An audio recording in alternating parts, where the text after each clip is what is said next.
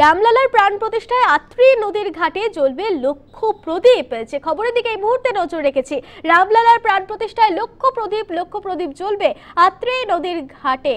অকাল দীপাবলি বালুর ঘাটেও যে ছবি আপনারা এই মুহূর্তে দেখছেন, প্রদীপ দেখতে পাচ্ছেন, লক্ষাধিক প্রদীপ জ্বলবে আত্রি নদীর ঘাটে। অকাল দীপাবলি বলা চলে বালুর ঘাটে।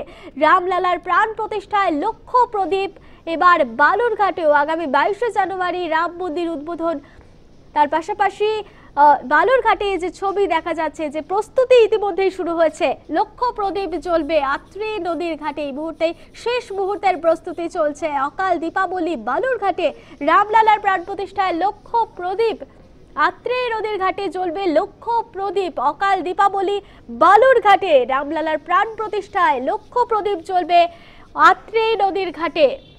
অকাল দীপাবলি বালুর ঘাটে, রামলালার প্রাণ প্রতিষ্ঠায় লক্ষ প্রদীপ জ্বলবে আত্রি নদীর ঘাটে। বিষয় বিস্তারিত জানবো আমাদের প্রতিনিধি শঙ্কর দাসের থেকে। সন্তোষ, রামলালার প্রাণ প্রতিষ্ঠায় আত্রি নদীর ঘাটেও জ্বলবে লক্ষ প্রদীপ, কি জানা যাচ্ছে এই বিষয়ে?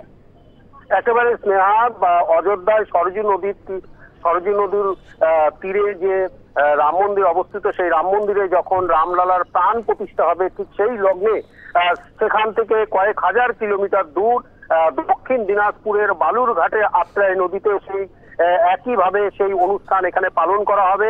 এখানে রামচন্দ্রের বিশাল এক মূর্তি প্রতিকৃতি এখানে স্থাপন করা হচ্ছে আত্রাই নদীর বক্ষে, এবং যার উচ্চতা হবে 30 ফুটেরও বেশি বলে এমনটাই জানানো হয়েছে।